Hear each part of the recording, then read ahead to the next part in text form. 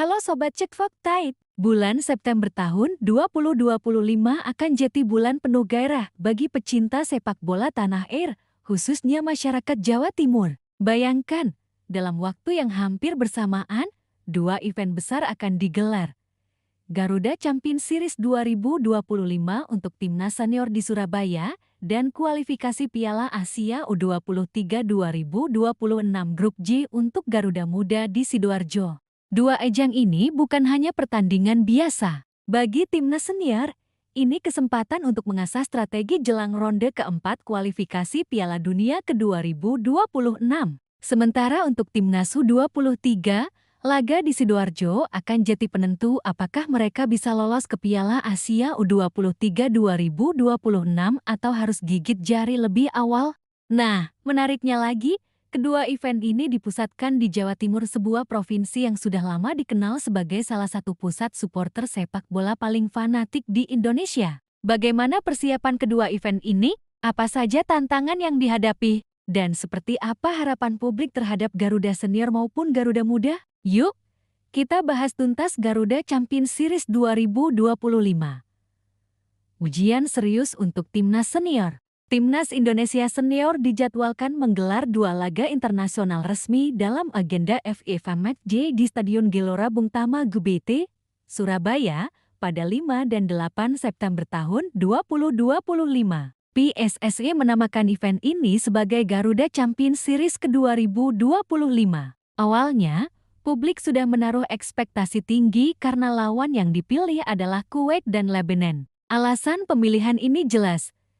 Indonesia butuh lawan dengan karakteristik permainan Timur Tengah, mengingat di ronde keempat kualifikasi Piala Dunia 2026 nanti, skuad Garuda tergabung di grup yang diisi tim-tim dari kawasan tersebut. Namun, rencana tinggal rencana. Federasi Sepak Bola Kuwait KFA tiba-tiba mengirimkan surat resmi kepada PSSI bahwa mereka tidak bisa datang ke Indonesia. Hingga kini, alasan pembatalan belum jelas. Ketua Umum PSSI, Erick Thohir, menduga ada persoalan internal di tubuh KFA. Bagi Indonesia, keputusan Kuwait ini jelas mengecewakan. Bukan hanya karena laga batal, tapi juga karena strategi persiapan tim jadi kurang maksimal. Shin Tae-yong, pelatih timnas, kehilangan satu kesempatan berharga untuk menguji taktik melawan tim dengan tipikal Middle East football. Meski begitu, laga kontra Lebanon pada 8 September tahun 2025 tetap dipandang sebagai ujian penting.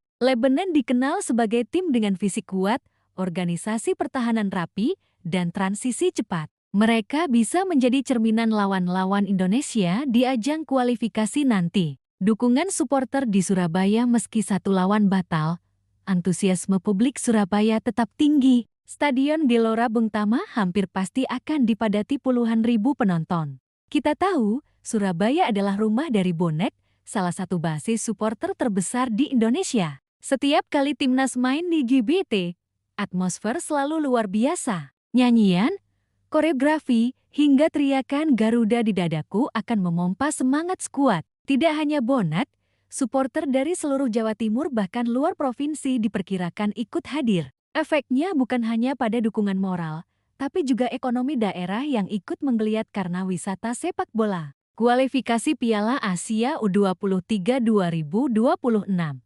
Misi berat di Sidoarjo, tak jauh dari Surabaya. Tepatnya di Stadion Gelora Delta Sidoarjo, Timnas U23 Indonesia akan berjuang di kualifikasi Piala Asia U23 2026 Grup J. Indonesia tergabung bersama Laos, Makau, dan Korea Selatan. Dari tiga lawan tersebut, Laos dan Makau relatif lebih lemah di atas kertas. Namun, lawan terakhir, Korea Selatan, jelas jadi batu sandungan paling berat. Berikut jadwal lengkap pertandingan. 3 September tahun 2025 19 banding 30 WIB. Indonesia vs Laos 6 September tahun 2025. Indonesia vs Makau 9 September tahun 2025 19 banding 30 WIB.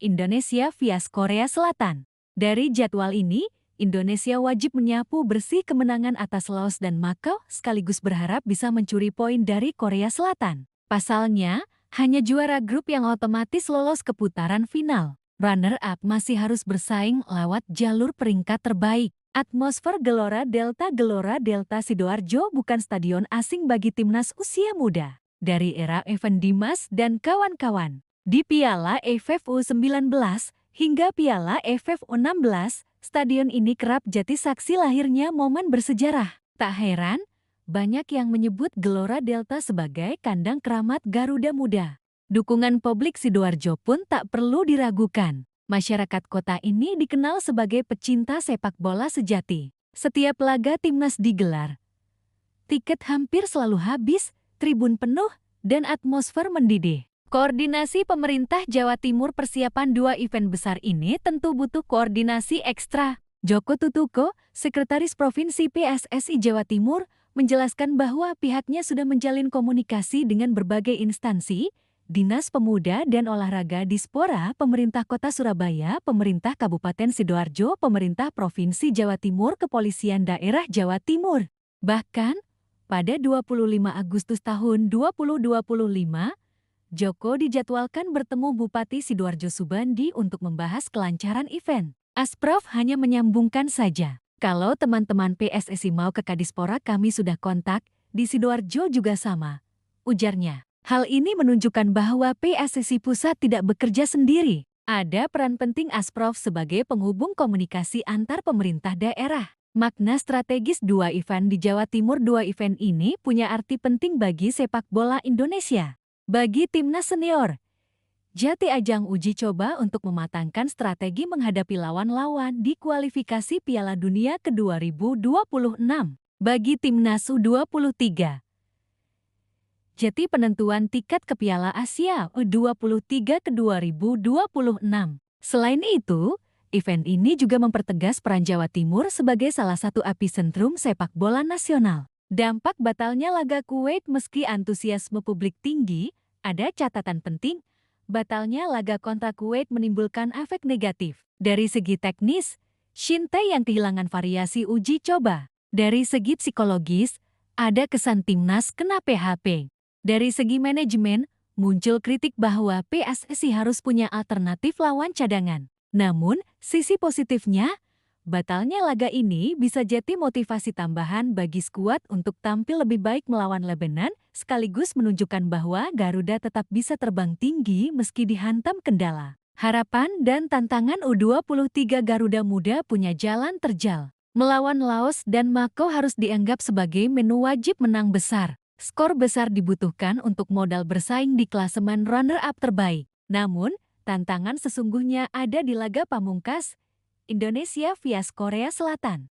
Korea Selatan U23 adalah salah satu raksasa Asia. Mereka rutin masuk semifinal bahkan final Piala Asia U23. Skuad mereka biasanya diisi pemain-pemain muda dari klub K-League hingga Eropa. Untuk menghadapinya, dukungan publik jadi faktor kunci. Dengan atmosfer Gelora Delta, pemain Indonesia diharapkan bisa bermain dengan motivasi ekstra. Peran Jawa Timur sebagai tuan rumah. Mengapa Jawa Timur sering dipilih? Ada beberapa faktor. Stadion representatif, GBT dan Gelora Delta memenuhi standar FIFA atau FC. Basis supporter besar, dari bonek, Aremania, hingga komunitas lokal lainnya. Tradisi sepak bola kuat, Jawa Timur dikenal melahirkan banyak pemain top nasional. Pengalaman jadi tuan rumah sudah terbukti sukses di AFF, AFC, hingga FIFA U20. Meski batal, infrastruktur sudah siap. Dengan keunggulan ini, Jawa Timur selalu jadi opsi utama PSSI saat menggelar laga internasional. Dampak ekonomi dan sosial tak hanya soal sepak bola. Event ini juga berdampak ke banyak aspek. Ekonomi lokal, hotel, restoran, transportasi, dan UMKM akan kebanjiran konsumen. Promosi daerah, Surabaya dan Sidoarjo akan disorot media nasional bahkan internasional. Kebanggaan masyarakat, publik Jawa Timur merasa diberi kehormatan jadi tuan rumah. Artinya, suksesnya event ini akan berdampak luas, tidak hanya di dalam lapangan, tapi juga di luar lapangan. Prediksi atmosfer di GBT Surabaya, penuh sesak dengan warna merah, nyanyian supporter menggema, flare dan koreografi jadi bumbu tambahan. Di Gelora Delta Sidoarjo, dukungan emosional dari publik lokal, atmosfer lebih intim tapi tetap menggetarkan. Kedua stadion ini siap jeti lautan dukungan Garuda. Nah, Sobat Cek Fakta, September tahun 2025 akan jadi bulan yang tak terlupakan bagi sepak bola Indonesia. Di Surabaya, Timnas senior tampil di Garuda Champions Series 2025 melawan Lebanon. Di Sidoarjo, Garuda Muda berjuang di kualifikasi Piala Asia U23 2026 melawan Laos, Makau, dan Korea Selatan. Semua pihak sudah berkoordinasi agar event ini berjalan lancar, mulai dari PSSI, Asprof Jawa Timur, pemerintah daerah, hingga kepolisian. Yang kita tunggu sekarang hanyalah performa para pemain di lapangan. Menurut kalian, Sobat Cek Fakta, siapa yang bakal lebih bersinar di Jawa Timur bulan September nanti? Garuda Senior di Surabaya atau Garuda Muda di Sidoarjo? Tulis komentar kalian di bawah dan jangan lupa pantau terus Cek Fakta untuk analisis terbaru seputar dunia sepak bola nasional. Salam Garuda!